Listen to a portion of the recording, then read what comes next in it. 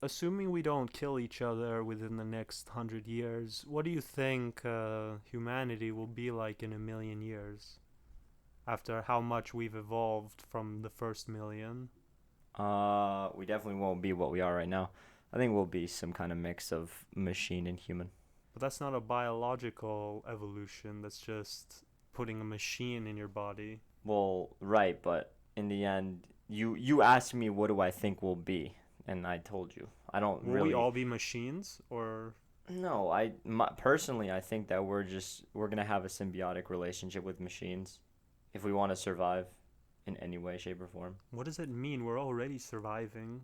I know, but what happens when that technological singularity hits? What does that mean? So that's when. Are you familiar with a singularity for a black hole? It's where all the gravitational force is in one point. Yes, exactly. So But what is a technological singularity? it's that point where the all the boom like why can't I speak English? It's that point where everything just starts to increase exponentially. And so I would think of it almost as you know how you're past the event horizon of a black hole and then from there there's no return, right? I And guess. the only way to go to is the singularity. I guess so. So that's once we pass this technological quote unquote event horizon, things will start just increasing exponentially. And eventually we will be unable to tame that. So we're going to have to figure out some way to just hop on for the ride because we won't be able to control it. What do you mean? We're the ones making it. Yeah, but Technology is not exactly like a living thing. We are the masters of technology. I disagree. You think technology masters us? Um, yeah, because to a certain extent, we can't control technology anyway, because we don't control the laws by which it operates by. Yes, we do. No, we don't. Literally the ones that invented it.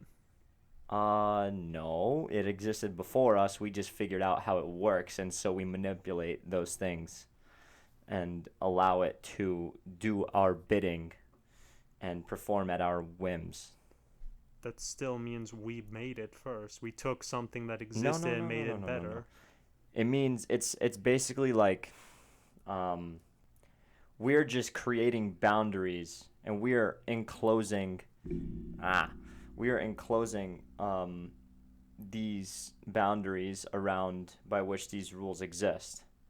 So we're not necessarily controlling it. We're just kind of um, putting it inside a little box and saying, okay, I'm going to just try to operate on it within this little box. But in reality, it still exists all the way outside of it in any way, shape, or form. And I can't do anything about that other than observe and, accept that it exists like that.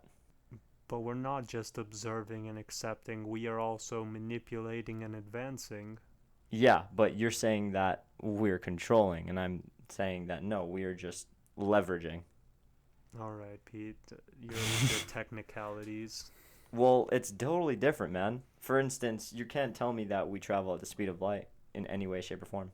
We can't, right? Not yet. But we can use flashlights to illuminate a dark room. Okay. That is literally a perfect example. But you're comparing If we could speed with control. illumination. Okay, no, no, no, no. I'm comparing the way things work with the way we can use the way things work for us. I mean, theoretically, if we could convert all of our particles into light beams and then reconvert them back, then technically, then we would be able to travel at the speed of light. We would be like in the fantasy in Star Trek where they're beaming them up. If that's possible, which I don't know because I'm not a scientist. I don't think so, man. You don't know I'm that, not a. Pete. You don't know what'll happen in a million years. No, I don't. All I know is that if we're gonna need to get to that point, then, or if we're gonna get to that point, we're gonna have to make some big, big changes, and it'll happen no matter what, unless a giant space rock comes and just flattens us completely. I heard that that's not likely. That Yeah, it's extremely unlikely. Just the way the planets, the way all the gravitational forces and the magnetic fields is that big rocks can't. It's almost impossible for a big rock to ever hit us. No, that's not really the reason. It's just by virtue of all this two things. One thing is all the space debris that we have blocking something like that from happening. So let's say a rock the size of Long Island could level our planet, you know? But there is so much stuff in the way of a rock the size of Long Island to get to us that even the slightest little bit of force could knock it off. And I mean, you know how it works. If you push something 1 degree to the left, for instance, over millions Miles. and millions of miles, it will eventually just completely miss our planet. That type of thing. Um, so that's one thing. The other thing is there is so much space out there, like more than people can even comprehend, more than I can comprehend. I mean, when you look at our planet, bro, we're just tiny. And the thing is, it's actually really humbling to think about this, but we live on such a, from our vantage point, huge planet, and so many people, cultures, beautiful places, and things to enjoy and experience.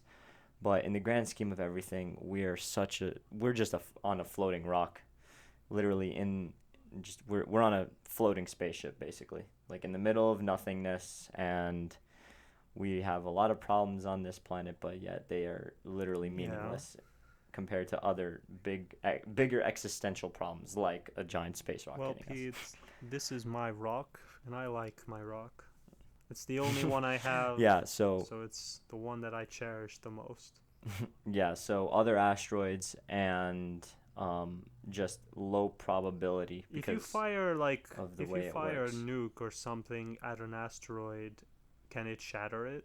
So Of course. then if you shattered an asteroid, it still hit us, but now it's hitting now it's just a bunch of smaller asteroids. So Earth would survive if we did that.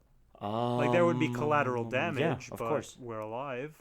The planet's not, I feel like there's always collateral but damage. but the planet is alive. Can we sense a rock coming at us? Is that a thing we can do?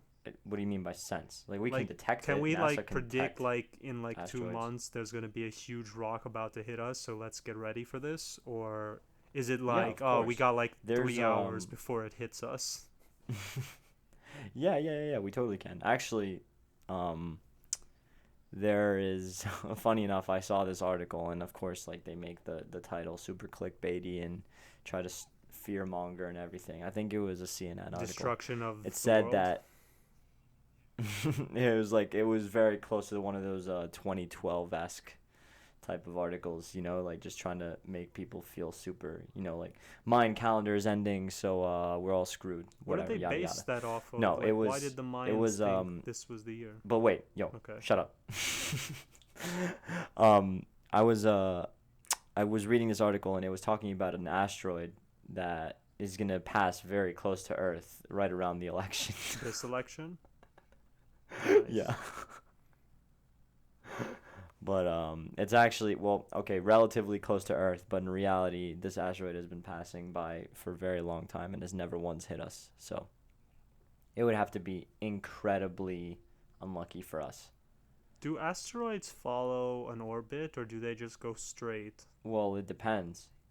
I mean, I would put my money on that they follow orbits usually, unless something knocks them out of their orbit.